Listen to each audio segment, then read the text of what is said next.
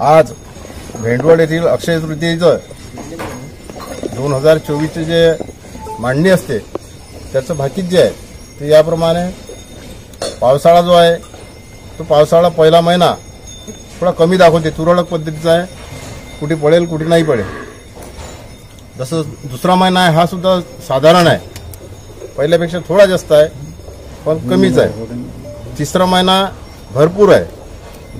चौथा महिना जो आहे तो सुद्धा चांगल्या प्रकारचा आहे आणि अवकाळी पाऊस हा सर्वात जास्त आहे आणि एकूण पावसाळ्यापेक्षा बी अवकाळी पाऊस जास्त आहे.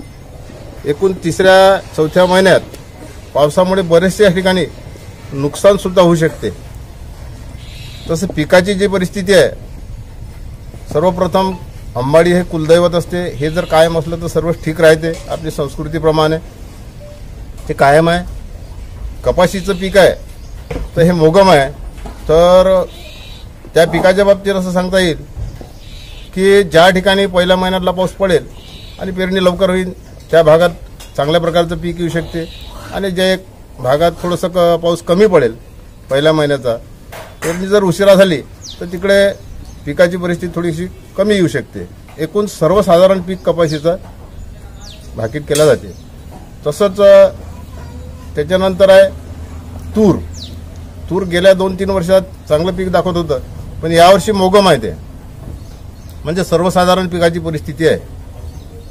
कारण तिसऱ्या चौथ्या महिन्यात जो पाऊस आहे हा तिसऱ्या चौथ्या महिन्यात आणि पहिल्या महिन्यात जे आहे, तर पहिल्या महिन्यात ज्या पेरी होतील त्यांना तिसऱ्या चौथ्या महिन्यातल्या पावसामुळे तुरीचं पीक भरपूर येईल. त्याच्यानंतर मूग आहे, उडीद आहे, हे सर्वसाधारण पीक आहे. त्याच्यानंतर तीळ आहे. तीळ चांगल्या प्रकारचं आहे, सर्वसाधारण चांगल्या प्रकारचं पीक आहे तिळाचं. बाजरी बी सुद्धा सर्वसाधारण पीक आहे. त्याच्यानंतर तांदूळ म्हणजे साळी हे सुद्धा चांगलं आहे, चारही बाजून त्या फैललेल्या आहेत, त्यामुळे पिकाची परिस्थिती चांगली राहील. त्याच्यानंतर प्रमुख पिकापैकी भादली हे याचं रोगराईचं प्रतीक असते, ते सुद्धा फैललेलं आहे, त्यामुळे बरेचसे पिकावर माणसांवर रोगराई हे येईलच थोडीफार. पण असं जास्त प्रमाणात गेल्या 2-4 वर्षात जे प्रमाण होतं त्या प्रमाणात नाही आहे. त्याच्यानंतर प्रमुख पिकापैकी मठ आहे. मठ सुद्धा चांगलं आहे. गहू, हरभरा हे सुद्धा ठीक आहे. सर्वात म्हणजे गव्हाचं आहे तर गव्हाच्या भावात तेजी राहील. हरभरा तेजी राहणार नाही, सर्वसाधारण पीक आहे. त्याच्यानंतर करडी आहे.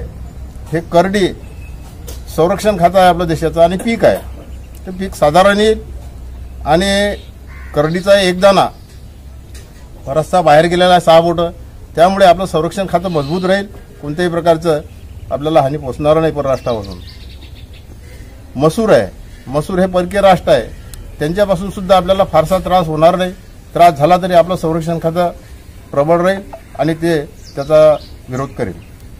याप्रमाणे यावर्षीच्या मांडणीचं भाकीत होतं. महाराज, आपण पानविळा हा कायम असल्याचं सांगितलं. पानविळा हे कशाचं प्रतीक आहे? पानविळा हा गणपतीचं प्रतीक आहे तसं तर, आणि तो कायम आहे. आचारसंहिता असल्यामुळे आम्ही कोणत्याही प्रकारचं त्याचे पुढचं भाकीत करू शकत नाही.